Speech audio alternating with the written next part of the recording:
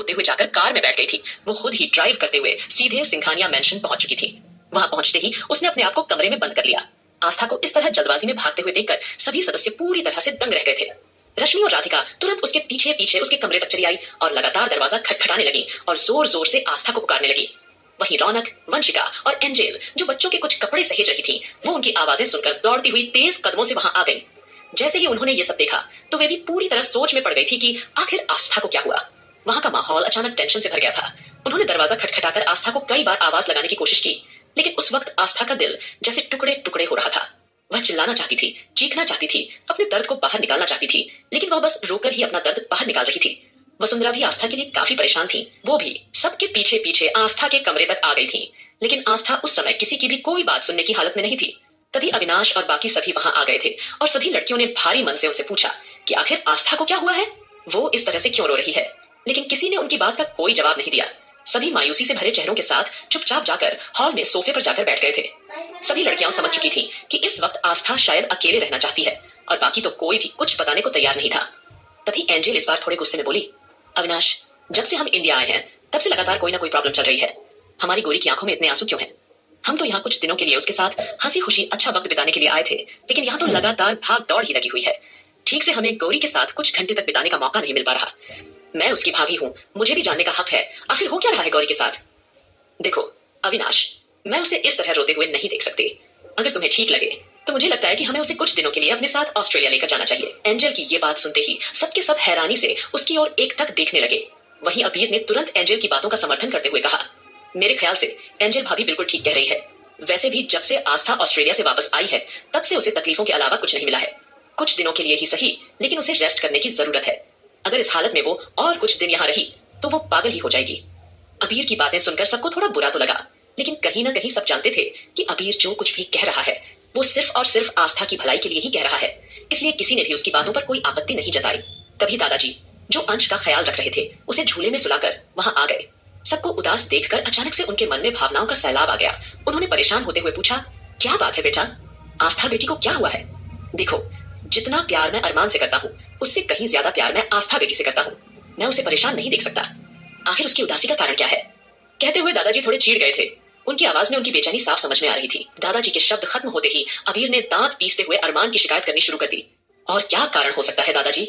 वही आपका लाडला पोता मिस्टर अरमान सिंघानिया, जो एकदम पागल हो गया है और अब आस्था के सामने पागलों की तरह बर्ताव कर रहा है। अबीर ने इतना कहा ही था कि इतने में उसे आहान की तीखी आवाज सुनाई दी। अबीर की बातों में तंज सुनकर आहान का जबड़ा कस गया। वो खुद को रोक नहीं पाया और कुछ उखड़े अंदाज में बोला, अबीर भैया, लगता है आप कुछ ज्यादा ही फ्रेंडली हो गए हैं। आपको हमारे भैया के बारे में इस तरह की बातें करने का कोई हक नहीं है। और रही बात भाभी की, तो मैं जानता हूँ कि वो भाई की वजह से परेशान है, लेकिन हम उन्हें संभाल लेंगे। आपको उनके लिए परेशान होने की कोई जरूरत नहीं है। यह कहते हुए उसकी आवाज में एक चेतावनी की भावना थी। अब जैसे ही आहान के शब्द खत्म हुए, अबीर हल्की सी मुस्कान के साथ उसके पास आया और उसके कंधे को थपथपा कर बोला, मुझे अच्छा लगा कि तुमने अरमान की साइड ली, लेकिन आहान, खुद भी तो सोचो। तुम्हें नहीं लगता कि अगर आस्था यहाँ रही तो बीमार हो जाएगी? अरमान के लिए तो हम सब है यहाँ पर, हम सब मिलकर उसे संभाल लेंगे, लेकिन आस्था का क्या? उसे इस वक्त आराम की जरूरत है। तुमने देखा नहीं आज वो किस तरह बदहवासी में रो रही थी। मुझे लगता है कि हमें आस्था को थोड़ा सा स्पेस देना चाहिए, उसे थोड़ा सा ब्रेक देना चाहिए। आखिरकार यार, कोई भी हो इस सिचुएशन में इस तरह से परेशान हो ही जाएगा। अबीर के शब्द आहान के कानों में ऐसे पड़ रहे थे जैसे अबीर कह रहा हो कि तुम्हारी हिम्मत कैसे हुई मेरी बात टालने की। आहान को थोड़ी झुंझलाहट महसूस हुई, लेकिन वो चुप रहा और गुस्से से वहां से चला गया। वहीं रौनक भी फिर उसके पीछे पीछे जाने लगी थी। वहीं दूसरी ओर इस वक्त डार्क विला में माहौल कुछ अलग ही तरह का था। वहां एक अजीब सा मंजर बना हुआ था। राजवीर अपनी बनाई हुई बीवी को लेकर हॉल में बैठा हुआ था। अपनी नई बीवी को अपने पास बिठाए हुए था और लगातार उसे यहाँ वहां छूने की कोशिश कर रहा था। उस वक्त सम्राट के चेहरे पर कुछ अजीब से एक्सप्रेशन दिखाई दे रहे थे, क्योंकि वो काफी देर से रॉकी का फोन ट्राई कर रहा था, लेकिन ना तो रॉकी का फोन लग रहा था और न ही उसका कहीं कुछ पता लग पा रहा था। एकदम से तंग आकर सम्राट गुस्से में खुद से पड़ा, आखिरकार कहाँ मर गया है ये बेवकूफ। तभी राजवीर एकदम से कुछ याद करते हुए बोला, कहीं ऐसा तो नहीं कि तूने उसे धमकाया हो कि अगर उसने उस लड़की को लेकर नहीं आया तो तू उसकी जान ले लेगा। अगर तुमने उससे ऐसा कुछ कहा है तो यकीनन उसने खुद की जान दे दी होगी, या फिर वो ये शहर छोड़कर भाग गया होगा। राजवीर की इस बात पर सम्राट ने नामे सिर हिला दिया, फिर उसे तिरछी नजरों से देखते हुए बोला, आपको क्या लगता है गुरुजी, उसमें इतनी हिम्मत है कि वो सम्राट ठाकुर को धोखा दे सके? कहीं उसके साथ कुछ गलत तो नहीं हो गया? वैसे भी मैंने अपने कुछ आदमी उसे ढूंढने के लिए भिजवाए हैं। मुझे लगता है कि जरूर उसके साथ कुछ ना कुछ गलत हुआ है, क्योंकि इतनी देर तक वह मुझसे कांटेक्ट किए बिना नहीं रह सकता। इतना कहकर सम्राट फिर से किसी को मैसेज करने में बिजी हो गया। राजवीर के चेहरे पर अचानक कुछ सोचते हुए अजीब से एक्सप्रेशन आ गए। उसने परेशानी से आंखें उचकाते हुए सम्राट को देखकर पूछा, आखिरकार कौन है वो लड़की जिसके लिए तू इस कदर पागल हुआ जा रहा है? क्या तेरे पास उसकी कोई फोटो वगैरह है? इस पर सम्राट हल्की मुस्कुराहट के साथ बोला, नहीं गुरुजी, मेरे पास उसकी कोई फोटो नहीं है। अगर फोटो होती तो अब तक वो मेरी आंखों के सामने होती। उसे मैंने बस एक ही बार देखा था और जब से उसे देखा है, यकीन मानिए गुरुजी, तब से मैं पागल हो गया हूँ। ऐसा लग रहा है कि उसके अलावा अब मैं किसी और लड़की को कभी नहीं देख पाऊंगा। ये बोलते हुए वो बड़े ही गंदे और अश्लील ख्यालों में आस्था के बारे में सोचने लगा था। तभी राजवीर अपनी जगह से उठा, अपनी नई बीवी को भी कमर से थामकर अपने साथ खड़ा कर दिया। वो सम्राट के सामने ही उसकी नई बीवी के गर्दन के बेहद करीब आकर मदहोशी से बोला, वैसे औरत का नशा भी एक अलग ही तरह का शौक होता है। देखा तुमने मेरी बीवी को? मेरी बीवी बिल्कुल वैसी ही है जैसा मैं चाहता हूँ, बिल्कुल वही। और वैसे मैं उससे बहुत प्यार भी करता हूँ। इतना बोलकर उसने अपनी आंखें घुमाई और शातिर नजरों से सम्राट को देखने लगा। इस पर सम्राट की आंखें हल्की सी चमकी, पर उसने कुछ कहा नहीं। फिर सम्राट ने जल्दी से अपने कुछ आदमियों को एक्टिव करके रॉकी के बारे में पता लगाने की कोशिश की, मगर उसका कहीं से कुछ पता नहीं चल पा रहा था। तभी वहां अचानक संजना चुभती आवाज सुनाई दी, बंद करो तुम दोनों अपनी नौटंकी। हाँ, तुम लोग मुझे अरमान के फार्म हाउस से छुड़ाकर तो ले आए हो, लेकिन क्या तुम लोगों ने एक बार भी ये जानने की कोशिश की है कि आखिरकार अरमान को मेरे बारे में कैसे पता चला? इतना सब होने बाद भी तुम लोग इतने शांत कैसे हो सकते हो? संजना खुद को इतना बेबस महसूस कर रही थी कि उसका दिमाग पागलपन की हद तक खराब होने लगा था। संजना की तीखी आवाज सुनकर राजवीर की आंखें सुर्ख लाल हो गई थी। वो उसे फाड़ खाने वाली नजरों के साथ देख रहा था, जो सोफे पर एक तरफ बैठी हुई थी। वो उसे तुरंत बोल पड़ा, मिस संजना, अभी आप हमसे कुछ बोलने की स्थिति में नहीं है। आपको यहाँ सही सलामत पहुंचाना हमारे लिए आसान नहीं था। फिलहाल आप थोड़ी देर के लिए आराम कीजिए। ये कहते हुए राजवीर की गहरी रौबदार आवाज में संजना के लिए हल्की चेतावनी थी। उसकी आंखें इस वक्त संजना पर ही टिकी हुई थी। राजवीर की आवाज में गुस्से को भांपते हुए संजना थोड़ा घबरा गई और वह जल्दी से बोली, नहीं नहीं, मेरा इरादा आपसे ऊंची आवाज में बात करने का नहीं था। मैं तो बस आप लोगों से ये कहना चाहती थी कि हमें अरमान को कम नहीं आंकना चाहिए। पता नहीं कैसे, लेकिन उसे मेरे इरादों बारे में पता चल गया, जिस वजह से उसने मुझे अगवा कर लिया। अपनी बात समझाते हुए वह अटक अटक कर बोल रही थी, लेकिन तभी राजवीर ने संजना के शब्दों को बीच में काट दिया। ऐसा करते हुए उसकी आवाज कुछ ऊंची हो गई थी।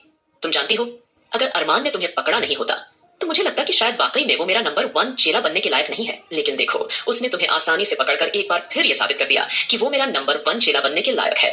राजवीर के अनमने से जवाब ने सम्राट को बिना ज्यादा कुछ कहे भी काफी चोट पहुंचाई थी, इस हद तक कि गुस्से में उसके हाथों की मुट्ठी बन गई थी। अरमान का जिक्र आते ही सम्राट का दिमाग घूम गया था। उसने लगभग चीखते हुए कहा, वो नंबर 1 नहीं है, मैं उसे नंबर 1 से लास्ट नंबर बनाकर रहूंगा। अगर नंबर 1 कोई है तो सिर्फ और सिर्फ मैं हूँ। बस आप एक बार बोल दीजिए कि मेरे जितना चालाक और मेरे जितना वफादार आपका कोई और चेला नहीं है। मैं वादा करता हूँ गुरुजी, ये पूरी दुनिया आपके नाम कर दूंगा। कहते हुए सम्राट की आंखें एकदम से सख्त हो गईं। उसका चेहरा कठोर हो गया और उसके जबड़े कस गए थे। सम्राट के चेहरे पर इरिटेशन भांपते हुए राजवीर जोर जोर से हंस पड़ा, लेकिन फिर वह उसे इस बात पर बहुत ही कैजुअली जवाब देते हुए बोला, माफ करना बेटा, लेकिन अभी भी मैं तुम्हें ये नहीं कह सकता, क्योंकि नंबर 1 जो है वही रहेगा। राजवीर के कठोर शब्द सुनकर अगले ही पल सम्राट का पारा हाई हो गया। उसने अपनी आंखें कसकर बंद की, फिर अपनी 2 उंगलियां माथे पर लगाकर हल्का हल्का रब करते हुए बोला, बस एक बार, सिर्फ एक बार आपके उस नंबर 1 चेले की कोई कमजोरी मेरे हाथ लग जाए, फिर देखिएगा आपके उस नंबर 1 चेले को मैं कैसे बंदर बनाकर अपने आगे पीछे नचाता हूँ। राजवीर को इतना बोलकर सम्राट गुस्से से वहां से चला गया।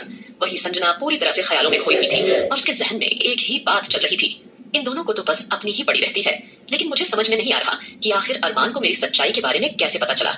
इन लोगों ने तो फिलहाल मुझे फार्म हाउस से छुड़ा तो लिया है, लेकिन क्या अरमान दोबारा मुझे ढूंढने की कोशिश नहीं करेगा? कहीं उसे फिर से मेरे ठिकाने के मेरे बारे में पता चल गया तो? अगर वो यहाँ आ गया तो?